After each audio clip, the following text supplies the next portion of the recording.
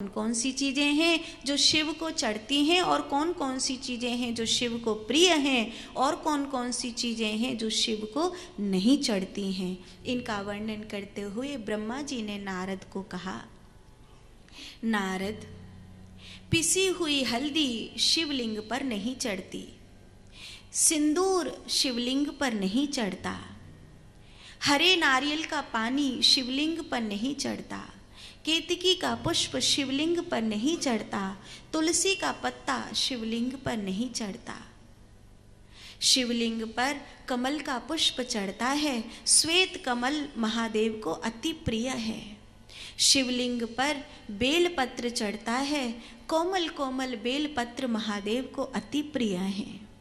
और शिवलिंग पर भस्म चढ़ती है, सूखे हुए बेलपत्र से या वेद लक्षणा गौ माता के गोबर से जो उपला बनता है, उसकी जो श्वेत रंग की भस्म होती है वो महादेव को अति प्रिय है। और महादेव को रुद्राक्ष प्रिय है, महादेव को केसर चढ़ाओ अति प्रिय है, महादेव को शहद चढ़ाओ अति प्रिय है, महादेव को लाल चंदन चढ़ाओ वो अति प्रिय है।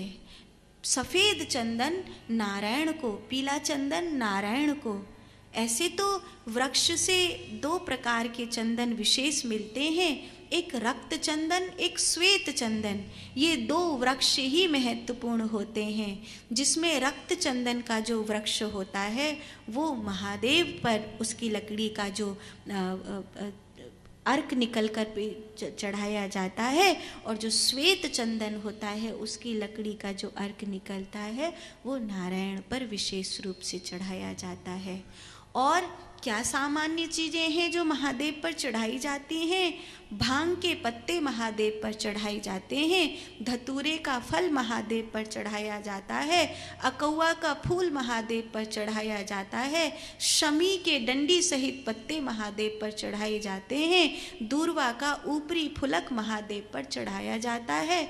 और कोई भी वस्तु तुम्हारे पास उपलब्ध ना हो तो केवल गंगा जल ही तुम शिव पर चढ़ा दो तो ही पूजा मान्य होती है।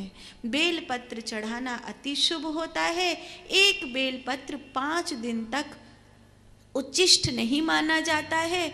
उस बेलपत्र को जो शिव पर चढ़ चुका है उसे धोकर वापस शिव पर चढ़ा दिया जाता है। शिवलिंग पर जो चढ़ जाता है वो चंड के अधिकार में आता है, इसलिए उसको खाया नहीं जाता तब तक जब तक कि उसका स्पर्श शालिग्राम भगवान से ना करा दिया जाए।